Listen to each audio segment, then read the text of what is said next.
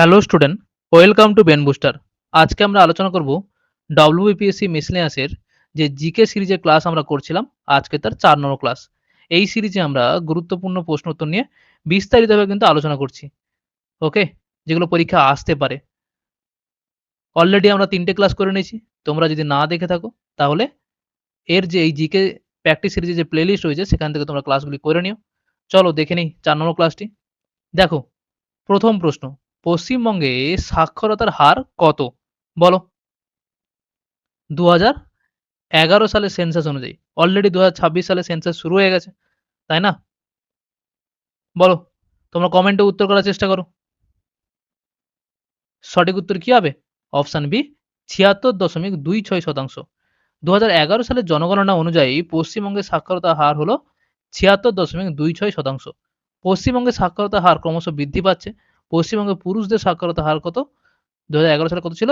৮১.৬৯% এবং মহিলাদের সাক্ষরতার হার ছিল কত? ৭০.৫৪%। এবং যদি বলি যে সমগ্র ভারতবর্ষে যে সাক্ষরতার হার সেটা কত ছিল? সেটা হচ্ছে ৭৪.০৪%। এটা হচ্ছে সমগ্র ভারতবর্ষে। বুঝতে পেরেছ? এবার ২০১১ সালে যে সেন্সাস সেটা তার আলোকে পশ্চিমবঙ্গের কিছু গুরুত্বপূর্ণ তথ্য আমরা জেনে নিই। মোট জনসংখ্যার বিচারে পশ্চিমবঙ্গের স্থান হয় কত? ৪র্থ। মোট জনসংখ্যা কত ছিল? যে ৯,১৩,৪৭,৭৩৬ জন। জনসংখ্যা বৃদ্ধির বার্ষিক হার কত ছিল? ১৩.৯৩%। সর্বাধিক জনসংখ্যা বিশিষ্ট জেলা কে ছিল? সেটা হচ্ছে উত্তর চব্বিশ পরগনা। ঠিক আছে? যে ৮৯,৩০,২৯৫ জন। জনঘনত্ব ১,০২৯ জন প্রতি বর্গ কিলোমিটারে। ঠিক আছে? ভারতের মধ্যে ২য় স্থানে পশ্চিমবঙ্গ। রাজ্যের সর্বাধিক জনঘনত্বপূর্ণ যে জেলা কোনটি? কলকাতা। যেখানে ২৪,৭৬০ জন প্রতি বর্গ কিলোমিটারে মানুষ বাস করে। রাজ্যের সর্বনিম্ন জনঘনত্বপূর্ণ জেলা কোনটি? সেটা হচ্ছে পুরুলিয়া। যেখানে মাত্র প্রতি বর্গ কিলোমিটারে ৪০৫ জন মানুষ কিন্তু বসবাস করে। মোট সাক্ষরতা কত? ৬,২৬,১৪,৫৫৬ জন। তার মধ্যে পুরুষ কত? ৩,০০,০০,০০০ সামথিং এবং মহিলা ছিল ২,০০,০০,০০০ সামথিং। সাক্ষরতার হারের বিচারে জেলাগুলির মধ্যে ১ম হচ্ছে কে? পূর্ব মেদিনীপুর। তাহলে সাক্ষরতার হারে যে জেলাগুলি রয়েছে পশ্চিমবঙ্গের ২৩ টা জেলা তার বিচারে কিন্তু ১ম স্থানে কে রয়েছে? পূর্ব মেদিনীপুর। সেখানে সাক্ষরতার হার কত? ৮৭.৬৬%। ২য় স্থানে কে রয়েছে? কলকাতা ৮৭.১৪% এবং সবশেষে কে রয়েছে? উত্তর দিনাজপুর যেখানে ৬০.13%। রাজ্যে ১,০০০ পুরুষ প্রতি নারীর সংখ্যা কতজন? সেটা হচ্ছে ৯৪৭ জন। পরীক্ষায় কিন্তু আসে, মানে এসেছিল এটা। ০ থেকে ৬ বছর শিশুদের প্রতি হচ্ছে কি ১,০০০ ছেলের অনুপাতে মেয়ের সংখ্যা কত? ৯৫০ জন।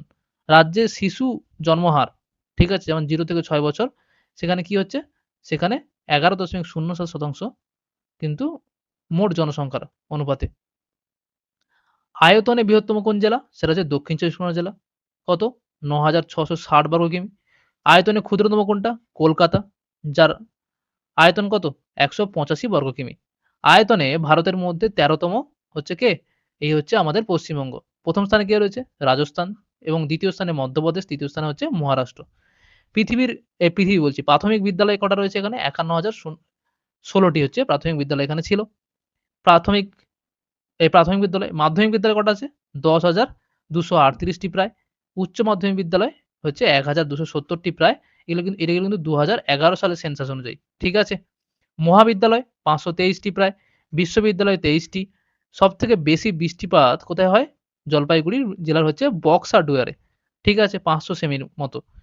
আর সবচেয়ে কম লিঙ্গানুপাত কোথায় রয়েছে? সেটা হচ্ছে কলকাতায়। এইগুলো কিন্তু জেনে রেখো। কারণ এটা ২০১১ সালের সেন্সাস। যতক্ষণ না সে আমার নতুন সেন্সাস আসছে ততদিন কিন্তু এগুলো কিন্তু ইম্পোর্টেন্ট। ঠিক আছে? চলো দেখো ২য় প্রশ্ন।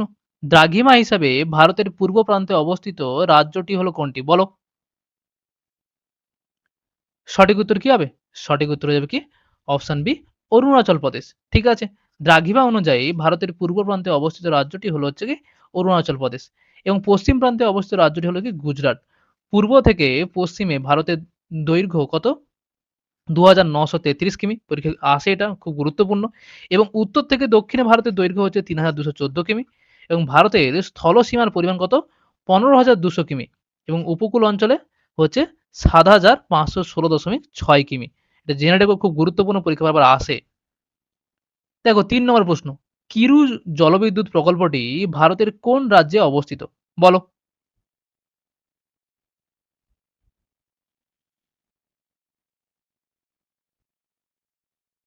সঠিক উত্তর কি হবে? অপশন এ জম্মু ও কাশ্মীর। কিরু জলবিদ্যুৎ কেন্দ্রটি জম্মু কাশ্মীর রাজ্যের ডোডা জেলায় কিন্তু অবস্থিত। চিনাব বা চেনাব নদীর উপর এই জলবিদ্যুৎ কেন্দ্রটি কিন্তু গড়ে উঠেছে। এই প্রকল্পের মাধ্যমে উত্তর ভারতে বিদ্যুতের চাহিদা অনেকাংশে কিন্তু মিটবে বলে আশা করা যায়। কিছু ভারতের উল্লেখযোগ্য হচ্ছে জলবিদ্যুৎ কেন্দ্র, সেগুলো কোন নদীর তীরে অবস্থিত এবং কোথায় অবস্থিত সেগুলো একটু জেনে নিই আমরা। দেখো, প্রথম হচ্ছে কি কপিলী জলবিদ্যুৎ প্রকল্প। কোথায় রয়েছে সেটা? অসম। কোন নদীর তীরে? উমং। পাঞ্চেত জলবিদ্যুৎ প্রকল্প, সেটা কোথায় রয়েছে? ঝাড়খণ্ডে দামোদর নদীর তীরে। তারপরে কি জওহর সাগর জলবিদ্যুৎ প্রকল্প, রাজস্থানে চম্বল নদীর তীরে। রানা প্রতাপ সাগর জলবিদ্যুৎ প্রকল্প, রাজস্থানে চম্বল নদীর তীরে। ভাকরা নাগাল জলবিদ্যুৎ প্রকল্প, এটা পরীক্ষায় বারবার আসে এটা। কোথায় আছে? পাঞ্জাবে শতদ্রু নদীর তীরে। ঠিক আছে? কাদানা জলবিদ্যুৎ প্রকল্প গুজরাটে মাহি নদীর তীরে।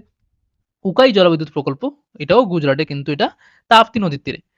কুন্দা জলবিদ্যুৎ প্রকল্প তামিলনাড়ুতে রয়েছে, এটা হচ্ছে কুন্দা নদীর তীরে। মেত্তুর জলবিদ্যুৎ প্রকল্প কোথায় রয়েছে? তামিলনাড়ুতে কাবেরী নদীর তীরে, এটাও গুরুত্বপূর্ণ। আরো দেখো, রিহান জলবিদ্যুৎ কেন্দ্র কোথায় আছে? উত্তরপ্রদেশে রিহান নদীর তীরে। যমুনা জলবিদ্যুৎ কেন্দ্র উত্তরপ্রদেশে যমুনা ও টোন নদীর মধ্যবর্তী স্থানে। তেহরি জলবিদ্যুৎ প্রকল্প উত্তরপ্রদেশে গঙ্গা নদীর তীরবর্তী।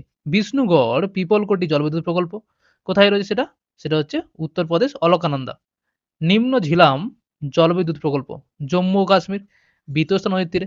দালাল জলবিদ্যুৎ প্রকল্প জম্মু ও কাশ্মীর চন্দ্রভাগা নদীর তীরে। কয়না জলবিদ্যুৎ কেন্দ্র মহারাষ্ট্রে, এটা গুরুত্বপূর্ণ, পরীক্ষা আসে। কয়না নদীর তীরে। তারপরে কি ন্যাফথা ঝাকরি জলবিদ্যুৎ কেন্দ্র, সেটা হচ্ছে হিমাচল প্রদেশে রয়েছে বিপাশা নদীর তীরে। দেহার জলবিদ্যুৎ প্রকল্প হিমাচল প্রদেশে রয়েছে শতদ্রু নদীর তীরে।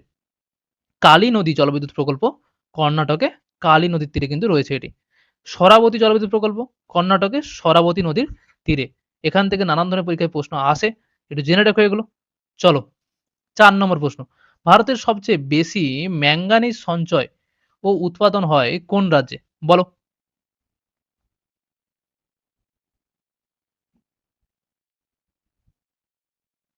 সঠিক উত্তর কি হবে? Option A Orissa. ভারতের মধ্যে সবচেয়ে বেশি ম্যাঙ্গানিজ সঞ্চিত আছে হচ্ছে উড়িষ্যাতে। দেশের মোট ম্যাঙ্গানিজ সঞ্চয়ের প্রায় 25% কিন্তু এখানেই পাওয়া যায়। কোথায়? উড়িষ্যাতে। লোহার সঙ্গে মিশ্রিত অবস্থায় ম্যাঙ্গানিজ পাওয়া যায় এবং লৌহ ইস্পাত শিল্পে প্রধানত ম্যাঙ্গানিজ কিন্তু ব্যবহার করা হয়। ১ টন ইস্পাত উৎপাদন করতে ৬ কেজি কিন্তু ম্যাঙ্গানিজ আকরিকের প্রয়োজন হয়। এছাড়া কীটনাশক, ব্লিচিং পাউডার, ব্যাটারির রং প্রভৃতি তৈরি করতে কিন্তু ম্যাঙ্গানিজের কিন্তু প্রয়োজন হয়। দেখো ৫ নম্বর প্রশ্ন। দক্ষিণ ভারতের দীর্ঘতম নদী হলো কোনটি? বলো।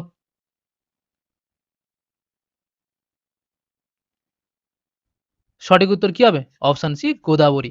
দক্ষিণ ভারতে দীর্ঘতম নদী হচ্ছে গোদাবরী, যার দৈর্ঘ্য কি ১৪৬৫ কিমি দীর্ঘ এটি। এবং পশ্চিমঘাট পর্বতে নাসিক জেলার অন্তর্গত ত্রম্বক সিংহ থেকে কিন্তু উৎপন্ন হয়ে মহারাষ্ট্র ও অন্ধ্রপ্রদেশের মধ্য দিয়ে প্রবাহিত হয়ে হচ্ছে রাজমান্দ্রির নিকট ৩টি শাখায় বিভক্ত হয়ে বিশাল বদ্বীপ গঠন করে বঙ্গোপসাগরে পড়েছে। শাখা নদী বশিষ্ঠ, গৌতমী এবং বৈনয়তম এবং উপনদীগুলি কি রয়েছে? প্রাণহিতা, পূর্ণ, মঞ্জুরি ইত্যাদি। এগুলো জেনে রেখো সুন্দর করে। দরকার হলে খাতায় নোট করে নিও। দেখো ৬ নম্বর প্রশ্ন কি আছে? ভূপ্রকৃতি অনুযায়ী ভারতকে কয়টি শ্রেণীতে ভাগ করা যায়? বলো। খুব গুরুত্বপূর্ণ প্রশ্ন। দরকার হলে খাতা পেন নিয়ে বসবে, খাতায় নোট করে নেবে। ১ম এ ক্লাসটা একবার দেখে নেবে, নিজেদের প্রিপারেশনটা একটু যাচাই করে নেবে যে কটা পারছো তোমরা ৩০ টা প্রশ্নের মধ্যে। তারপরে খাতা পেন নিয়ে আরেকবার ভিডিওটা দেখবে। দিয়ে নোট করে নেবে, যেগুলো জানো না সেগুলো নোট করে নেবে। সঠিক উত্তর কি হবে? অপশন সি ৭ টি। ভূতাত্ত্বিক ও ভূপ্রাকৃতিক বৈশিষ্ট্যের উপর ভিত্তি করে ভারতের ভূপ্রাকৃতিকে হচ্ছে ৭ টি ভাগে কিন্তু ভাগ করা যায়। উত্তরে পার্বত্য অঞ্চল, উত্তর-পূর্ব ভারতের উচ্চভূমি অঞ্চল, উত্তরে পলিগঠিত সমভূমি অঞ্চল এবং পশ্চিমের মরুভূমি অঞ্চল, উপদ্বীপীয় মালভূমি অঞ্চল এবং উপদ্বীপীয় সমভূমি অঞ্চল ও দ্বীপ অঞ্চল। দেখো ৭ নম্বর প্রশ্ন। স্কারভি এই রোগটির কারণ হলো কি? বলো। কিসের অভাবে হয়? অর্থাৎ কোন ভিটামিনের অভাবে হয় এটা? সবাই জানো এটা, পরীক্ষায় বহুবার এসেছে আগে। সঠিক উত্তর কি হবে? অপশান সি ভিটামিন হচ্ছে সির অভাবে হয়। ভিটামিন ডির অভাবে কি হয়? রিকেটস রোগ হয়। ভিটামিন বি এর অভাবে কি হয়? বেরি। এটা বি অ্যাকচুয়ালি বি1। এবং ভিটামিন এ এর অভাবে কি রোগ হয়? রাতকানা রোগ হয়। এবং ভিটামিন সির অভাবে কি হয়? স্কারভি রোগ হয়। দেখো ৮ নম্বর প্রশ্ন। Pitcher plant. পিচার প্ল্যান্ট হচ্ছে কি একটি বলো?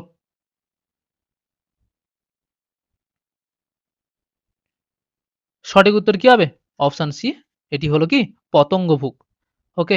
হেটারোট্রপিক হলো পরভোজী পুষ্টি সম্পন্নকারী জীব। অটোট্রপিক হলো স্বভোজী পুষ্টি সম্পন্নকারী হচ্ছে জীব। এবং অ্যাক্টিনোমরফিক হলো ফুলের প্রতিসম বিন্যাস ও পতঙ্গভুক বিন্যাস এবং পতঙ্গভুক হলো এমন এক উদ্ভিদ, অর্থাৎ হচ্ছে কি প্লিচার প্ল্যান্ট অর্থাৎ কলসপত্রী।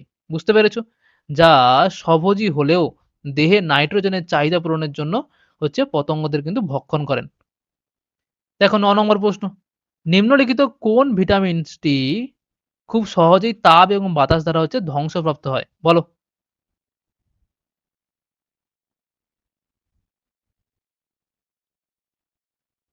সঠিক উত্তর কি হবে? অপশন সি হচ্ছে ভিটামিন সি। ভিটামিন সি হলো জলে দ্রবণীয় এক প্রকার হচ্ছে ভিটামিন, যা আলো, তাপ, বাতাসে খুব বেশি মাত্রায় সংবেদনশীল। খাদ্য প্রস্তুতকালে বা রান্নার সময় বা সঞ্চয়কালে খুব সহজেই কিন্তু এটি বিনিষ্ট হয়ে যায়। কিন্তু ভিটামিন এ, ডি ফ্যাটে দ্রবণীয় ভিটামিন, এরা নষ্ট হয় না। ভিটামিন বি জলে দ্রবণীয় ভিটামিন হলেও কিন্তু সির ন্যায় কিন্তু নষ্ট হয় না। সি কিন্তু তাপ দিলে কিন্তু নষ্ট হয়ে যায়। ওইজন্য বলা হয় যে ভিটামিন সি জাতীয় যে ফল রয়েছে সেগুলো কি বলা হয়? কাঁচা অবস্থায় খেতে বলা হয়। ঠিক আছে? স্যালাড করে।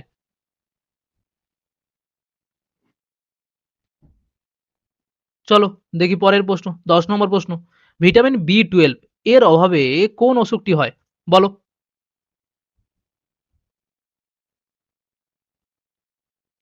সঠিক উত্তর কি হবে? অপশন ডি হচ্ছে pernicious anaemia.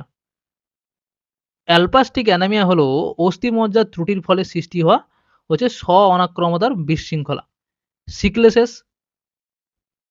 Sickle sales anaemia হলো এক প্রকার হচ্ছে বংশগতি বিশৃঙ্খলা, যার ফলে লোহিত রক্তকণিকায় অত্যাধিক হারে হচ্ছে বিনাশ ঘটে। ওকে। নরনোসাইটিক অ্যানিমিয়া হলো অত্যাধিক রক্তপাতের ফলে লৌহের অভাবে সৃষ্ট হচ্ছে রক্তাল্পতা। আর ভিটামিন বি12 এর অভাব ঘটলে লোহিত রক্তকণিকা উৎপাদনে কি হয়? ব্যাঘাত ঘটে। একে কি বলা হয়? পার্নেসিয়াম হচ্ছে বা পার্নেসিয়াম বা পার্নেসিয়াস হচ্ছে অ্যানিমিয়া। মানে অত্যাধিক রক্তক্ষরণ। দেখো, লাইসিন হলো একটি অপরিহার্য অ্যামাইনো অ্যাসিড। কারণ কি? বলো?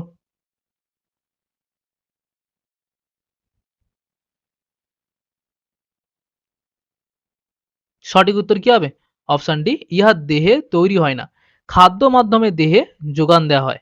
যে সমস্ত অ্যামাইনো অ্যাসিড মানবদেহে সংশ্লেষিত হয় না অথচ দেহের পক্ষে অত্যন্ত গুরুত্বপূর্ণ ও অপরিহার্য হওয়ায় খাদ্যের মাধ্যমে বাইরে থেকে গ্রহণ করতে হয়, তাদের অপরিহার্য অ্যামাইনো অ্যাসিড কিন্তু বলা হয়। লাইসিন হলো অপরিহার্য অ্যামাইনো অ্যাসিড গুলির মধ্যে হচ্ছে অন্যতম, যা কিন্তু দেহে সংশ্লেষিত কিন্তু হয় না। খাদ্যের মাধ্যমে কিন্তু একে যোগান দিতে হয়। দেখো ১২ নম্বর প্রশ্ন। নিম্নলিখিত কোনটি স্বভোজী নয় বলেছে? বলো? সঠিক উত্তর কি হবে? অপশন সি ছত্রাক। স্বভোজী হলো যারা নিজেরা নিজেদের দেহে উপস্থিত রঞ্জক কণা বা ক্লোরোফিলের সাহায্যে সালোকসংশ্লেষ প্রক্রিয়ায় খাদ্য প্রস্তুত করে। এবং ছত্রাকের দেহে সবুজ রঞ্জক বা ক্লোরোফিল থাকে না বলে ছত্রাক নিজের খাদ্য কিন্তু প্রস্তুত করতে পারে না। এরা মৃত, গলিত, পচনশীল পদার্থ থেকে পুষ্টিরস শোষণ করে কিন্তু বেঁচে থাকে। এদের মৃতজীবী বা কি বলা হয়? স্যাপ্রোফাইট কিন্তু বলা হয়ে থাকে। দেখো ১৩ নম্বর প্রশ্ন।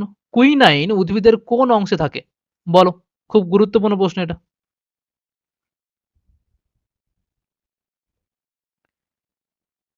সঠিক উত্তর কি হবে? অপশন সি কাণ্ডের ছাল।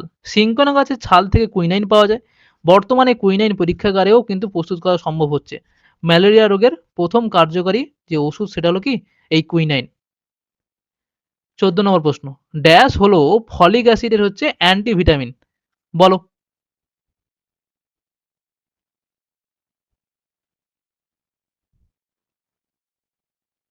সঠিক উত্তর কি হবে?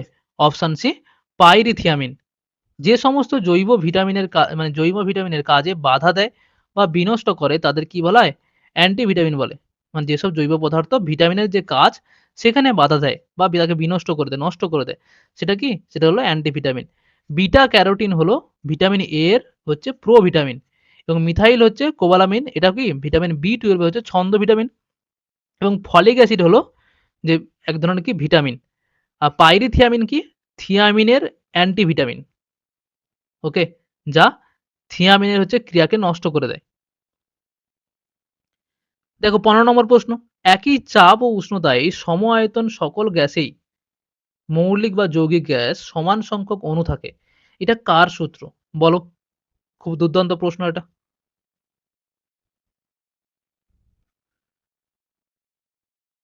সঠিক উত্তর কি হবে? অপশন ডি অ্যাভোগাড্রোর সূত্র। অ্যাভোগাড্রোর সূত্র অনুযায়ী একই চাপ উষ্ণতায় সম আয়তন সকল গ্যাসেই যেমন কি মৌলিক বা যৌগিক গ্যাস সমান সংখ্যক কিন্তু অণু থাকে। একটি নির্দিষ্ট চাপ ও উষ্ণতায় ১ লিটার হাইড্রোজেন গ্যাসে N সংখ্যক অণু থাকে। তবে একই চাপ উষ্ণতায় ১ লিটার অক্সিজেন, ১ লিটার নাইট্রোজেনে, ১ লিটার ক্লোরিনে, ১ লিটার কার্বন ডাই অক্সাইডে বা ১ লিটার অ্যামোনিয়াতে N সংখ্যক কিন্তু অণু থাকবে। অর্থাৎ একই চাপ উষ্ণতায় ২ লিটারের যেকোনো গ্যাসে 2N সংখ্যক কিন্তু অণু থাকবে। চলো দেখি ১৬ নম্বর প্রশ্ন। সিজিএস পদ্ধতিতে তাপের একক হলো কি? বলো। সহজ প্রশ্ন। সঠিক উত্তর কি হবে? Option B calorie. সিজিএস পদ্ধতিতে তাপের একক হলো ক্যালোরি। ১ গ্রাম বিশুদ্ধ জলে উষ্ণতা ১ ডিগ্রি সেন্টিগ্রেড বৃদ্ধি করতে যে তাপের প্রয়োজন হয় তাকে কি বলে? ১ ক্যালোরি তাপ বলে। এফপিএস পদ্ধতিতে তাপের একক কি? ১ পাউন্ড। বিশুদ্ধ জলে উষ্ণতা ১ ডিগ্রি ফারেনহাইট বৃদ্ধি করতে প্রয়োজনীয় তাপকে ব্রিটিশ থার্মাল একক বলে। 10⁵ পাউন্ড বিশুদ্ধ জলের, এটা 10⁵ পাউন্ড বিশুদ্ধ জলের উষ্ণতা ১ ডিগ্রি ফারেনহাইট বৃদ্ধি করতে প্রয়োজনীয় তাপকে থার্ম বলে এবং ১ গ্রাম বিশুদ্ধ জলের উষ্ণতা 0 ডিগ্রি সেন্টিগ্রেড থেকে ১০০ ডিগ্রি সেন্টিগ্রেড পর্যন্ত বৃদ্ধি করতে প্রয়োজনীয় তাপকে ১০০ দিয়ে ভাগ করলে যে মান পাওয়া যায় তাকে আমরা কি বলি? গড় ক্যালোরি বলি এবং ১ গ্রাম বিশুদ্ধ জলের উষ্ণতা ১৪.৫ ডিগ্রি সেন্টিগ্রেড থেকে ১৫.৫ ডিগ্রি সেন্টিগ্রেড করতে প্রয়োজনীয় তাপকে কি বলা হয়? ১৫ ডিগ্রি সেন্টিগ্রেড ক্যালোরি বলে। একটু এক্সট্রা তথ্য আরকি এগুলো। দেখো ১৭ নম্বর প্রশ্ন। যে রাসায়নিক প্রক্রিয়ায় কোনো পরমাণু বা আয়ন ইলেকট্রন গ্রহণ করে, কোনো রাসায়নিক প্রক্রিয়ায় কোনো পরমাণু বা আয়ন ইলেকট্রন গ্রহণ করে সেই প্রক্রিয়াকে কি বলে? বলো।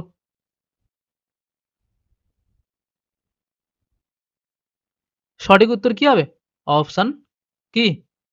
অপশন সি বিজারণ। ঠিক আছে? যে রাসায়নিক প্রক্রিয়ায় কোনো পরমাণু বা আয়ন ইলেকট্রন গ্রহণ করে সেই প্রক্রিয়াকে কি বলে? বিজারণ বলে।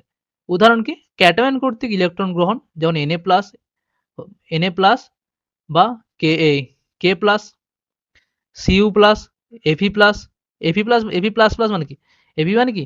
লোহা, ফেরাস প্রভৃতি ক্যাটায়নগুলি ইলেকট্রন গ্রহণ করে বিজারিত হয়ে বিজারিত হয়ে যায়। ঠিক আছে? দিয়ে বিজারিত হয়ে কি হয়? যথাক্রমে Na, K তারপরে হচ্ছে Cu এবং Fe ধাতুতে কিন্তু তারা পরিণত হয়। ঠিক আছে? দেখো ১৮ নম্বর প্রশ্ন। মেন্ডেলিভের পর্যায় সারণীতে কয়টি পর্যায় আছে? বলো।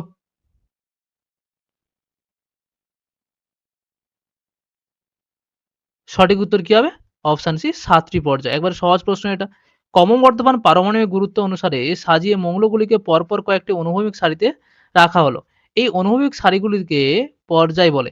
এই পর্যায় সারণীতে মোট হচ্ছে কি ৭ টি কিন্তু পর্যায় রয়েছে। ১৯ নম্বর প্রশ্ন। যে রাসায়নিক প্রক্রিয়ায় কোনো পরমাণু বা আয়ন ইলেকট্রন বর্জন করে তাকে বলে কি বলে? বলো।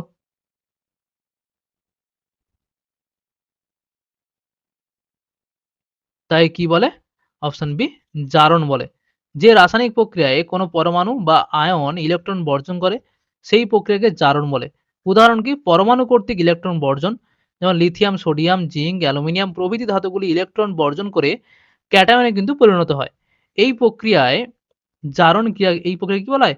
জারণ ক্রিয়া বলে। ক্যাটায়ন কর্তৃক ইলেকট্রন বর্জন যেমন Cu+ এবং Fe2+ বা প্লাস, প্লাস, Sn2+, ঠিক আছে? দুবার প্লাস, প্লাস আরকি। প্রভৃত আয়নগুলি হচ্ছে ইলেকট্রন বর্জন করে যথাক্রমে কি হয়? Cu মানে সিইউ মানে কিউপ্রাস, তারপরে ফেরিক এবং স্ট্যানিক আয়নে কিন্তু পরিণত হয়। দেখো ২০ নম্বর প্রশ্ন। IUPAC পদ্ধতিতে হ্যালোজেন মৌল কাদের বলে? বলো।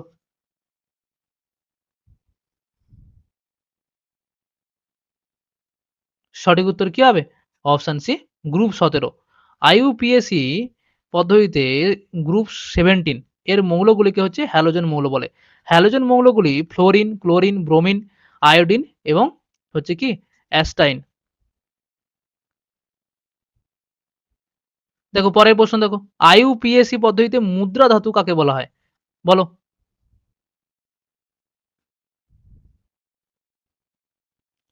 সঠিক উত্তর কি হবে? গ্রুপ 11। IUPAC পদ্ধতিতে গ্রুপ 11 এর মৌলগুলিকে কিন্তু মুদ্রা ধাতু বলে। মুদ্রা ধাতুগুলি হলো কি কপার, সিলভার এবং গোল্ড। দেখো ২২ নম্বর প্রশ্ন। কোন নির্দিষ্ট উষ্ণতায় কোন দ্রবণ সর্বাধিক যে পরিমাণ দ্রাব্য দ্রবীভূত করতে পারে, দ্রবণে তার চেয়ে কম পরিমাণ দ্রাব্য দ্রবীভূত হয়ে দ্রবণ মানে উৎপন্ন করলে ওই উষ্ণতায় ওই দ্রবণকে কি বলে? বলো।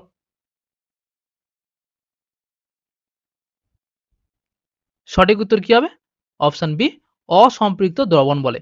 কোন নির্দিষ্ট উষ্ণতায় কোন দ্রবণ সর্বাধিক যে পরিমাণ দ্রাব্য দ্রবীভূত করতে পারে, দ্রবণে তার চেয়ে কম পরিমাণ দ্রাব্য দ্রবীভূত হয়ে দ্রবণ উৎপন্ন করলে ওই উষ্ণতায় ওই দ্রবণকে হচ্ছে কি বলা হয়? অসম্পৃক্ত দ্রবণ হচ্ছে বলা হয়।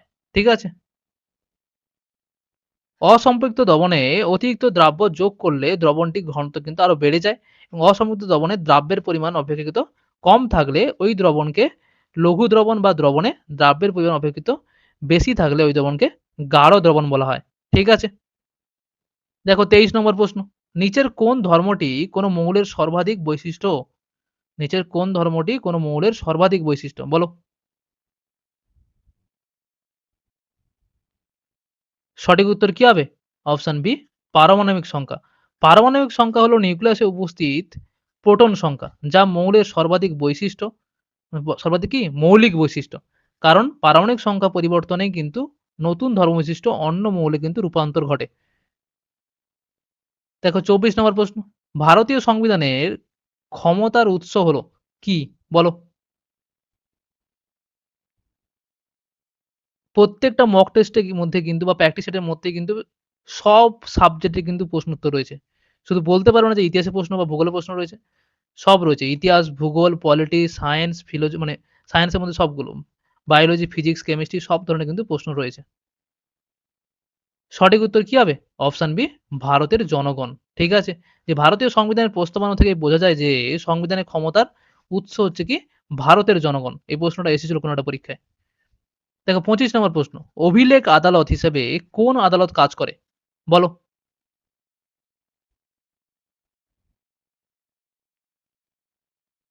সঠিক উত্তর কি হবে? Option A supreme court.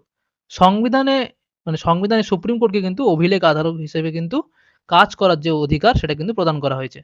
Supreme court কর্তৃক সংরক্ষিত যে নথিপত্র ভারতের যেকোনো আদালত বা কর্তৃপক্ষ যথার্থ বা প্রমাণ্য বলে কিন্তু গ্রহণ করেন। দেখো ২৬ নম্বর প্রশ্ন। যদি রাষ্ট্রপতির পদ খালি থাকে তাহলে সর্বাধিক কত সময়ের জন্য উপরাষ্ট্রপতি রাষ্ট্রপতি হিসেবে কাজ চালাতে পারেন? বলো। সহজ প্রশ্ন এবং দারুণ প্রশ্ন এটা। পরীক্ষায় আসে, এসেছেও পরীক্ষায়। সঠিক উত্তর কি হবে? অপশন বি ৬ মাস। ভারতীয় সংবিধানের ৬৫ নম্বর ধারায় বলা হয়েছে রাষ্ট্রপতির পদ যদি কোনো কারণে শূন্য হয়, অর্থাৎ রাষ্ট্রপতির মৃত্যু, পদত্যাগ, অপসারণ হলে যতদিন না পর্যন্ত রাষ্ট্রপতি নির্বাচিত হন, ততদিন পর্যন্ত উপরাষ্ট্রপতি রাষ্ট্রপতির কিন্তু দায়িত্ব সামলাবেন। আবার সংবিধানের ৬২ নম্বর ধারায় কিন্তু বলা হয়েছে রাষ্ট্রপতির পদ শূন্য হলে ৬ মাসের মধ্যে কিন্তু নির্বাচন করতে হবে। সুতরাং এর থেকেই কিন্তু বোঝা যাচ্ছে যে কি উপরাষ্ট্রপতি হচ্ছে রাষ্ট্রপতি হিসেবে কাজ চালাতে পারেন সর্বাধিক ৬ মাস। ২৭ নম্বর প্রশ্ন। সহজ পাঠের লেখক হলেন কে? বলো। এটা স্ট্যাটিস্টিকের প্রশ্ন। সঠিক উত্তর কি হবে? অপশন বি রবীন্দ্রনাথ ঠাকুর। সহজ পাঠের লেখক হলেন কে? রবীন্দ্রনাথ ঠাকুর। এই বইটির অলংকরণ করেছেন হচ্ছে কে? নন্দলাল বসু। ঠিক আছে? এটা কিন্তু পরীক্ষায় এসেছিল। এই বইটি একদম প্রাথমিক স্তরের ছাত্রছাত্রীদের জন্য কিন্তু তাদের পাঠ্যপুস্তক ছাত্রদের হচ্ছে পড়ানো হয়। 28 নম্বর প্রশ্ন, লোকসভার কোন স্পিকারের লেখা বইয়ের নাম কি? মাতশ্রী। বলো।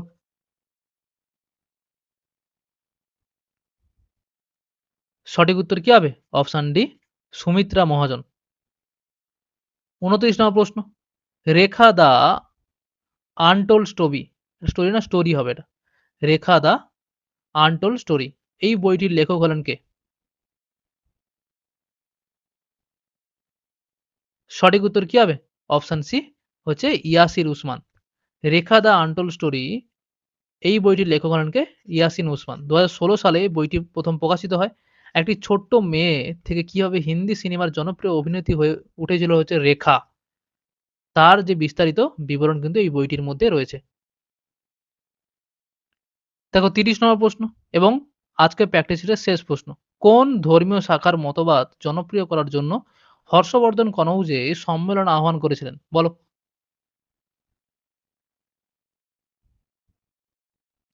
সঠিক উত্তর কি হবে? হ্যাঁ? Option B, Mahayana. ৬৪৩ খ্রিস্টাব্দে মহাযানপন্থী বৌদ্ধ ধর্মাবলম্বী মতবাদের সরলীকরণের জন্য কনৌজ সম্মেলন আহ্বান করেছিলেন। ১৮ টি রাজ্যের রাজারা এই সভায় কিন্তু উপস্থিত ছিলেন এবং প্রায় কি ৩,০০০ জন ব্রাহ্ম এবং জৈন ধর্মাবলম্বী মানুষ এবং ৩,০০০ জন বৌদ্ধ সন্ত হিনজান মহাযান ২ সম্প্রদায় থেকে কিন্তু উপস্থিত হয়েছিলেন। এছাড়া নালন্দা যে বিহার থেকে ১,০০০ জন হচ্ছে বৌদ্ধ সন্ত উপস্থিত ছিলেন। চীনা পর্যটক হিউয়েন সাং কিন্তু এই সভায় সভাপতিত্ব করেছিলেন। দেখো হর্ষবর্ধন, ঠিক আছে? তার শাসনকাল কবে থেকে? ৬০৬ থেকে ৬৪৭ খ্রিস্টাব্দ পর্যন্ত। জন্ম ৫৯০ খ্রিস্টাব্দে। ৬০৬ খ্রিস্টাব্দে হর্ষবর্ধন একই সঙ্গে থানেশ্বর ও কনৌজের সিংহাসনে কিন্তু বসেছিলেন এবং ৬০৬ খ্রিস্টাব্দে থেকে কিন্তু তিনি হর্ষ সংবাদ বা হর্ষাব্দ চালু তিনি করেছিলেন। হর্ষবর্ধন সভাসদদের অনুরোধে তিনি যুবরাজ শিলাদিত্য কিন্তু উপাধি নিয়ে হচ্ছে থানেশ্বর ও কনৌজে তিনি সিংহাসনে বসেছিলেন। হর্ষবর্ধন সকলোত্তর পথনাথ এবং উত্তরা পথনাথ এই ২ টি উপাধি তিনি গ্রহণ করেছিলেন। ঠিক আছে? এটা পরীক্ষায় বারবার আসে এটা। হর্ষবর্ধনের সভাকবি ছিলেন কে? বাণভট্ট। তার লেখা বিখ্যাত গ্রন্থ কি? হর্ষচরিত। পরীক্ষায় বারবার আসে এটা। ঠিক আছে? হর্ষবর্ধনের রাজত্বকালে ৪৪৩ খ্রিস্টাব্দে কনৌজে ধর্ম মহাসম্মেলন হিউয়েন সাং কিন্তু সেখানে আমন্ত্রিত হয়েছিলেন। এটাও পরীক্ষায় আসে। ঠিক আছে? হিউয়েন সাং কার সময় ছিলেন? হর্ষবর্ধনের সময়। হর্ষবর্ধনের সময়কালীন নালন্দার অধ্যক্ষ ছিলেন কে? শীলভদ্র। খুব গুরুত্বপূর্ণ এটা। হর্ষবর্ধন প্রথম জীবনে শৈব অর্থাৎ শিবের উপাসক তিনি ছিলেন। পরবর্তীকালে তিনি বৌদ্ধ ধর্ম গ্রহণ করেছিলেন। বাণভট্টের লেখা বইগুলো কি? হর্ষচরিত, কাদম্বরী এবং হচ্ছে কি পার্বতী হচ্ছে পরিণয়। খুব গুরুত্বপূর্ণ হর্ষবর্ধন নিয়ে। তোমরা এই তথ্যগুলো খাতায় সুন্দর করে নোট করে নিও। বুঝতে পেরেছ? এই ছিল হচ্ছে আজকের ক্লাসটি। তোমরা ক্লাসগুলো মন দিয়ে করো, কেউ ফাঁকি দিও না। আর বন্ধুদের সাথে কিন্তু এই ক্লাসগুলো অর্থাৎ এই প্র্যাকটিস সেটগুলো কিন্তু শেয়ার করে দিও। তাদেরও কিন্তু পরীক্ষায় হেল্পফুল হবে। শুধু মিসেলেনিয়াস নয়, সমস্ত পরীক্ষায়, ঠিক আছে? এমনকি WBCS পরীক্ষায় কিন্তু এই ক্লাসগুলি তোমাদের অনেক হেল্পফুল করবে। বুঝতে পেরেছ? চলো সবাই ভালো থেকো, মন দিয়ে পড়াশোনা করো। দেখা হবে পরের ভিডিওতে।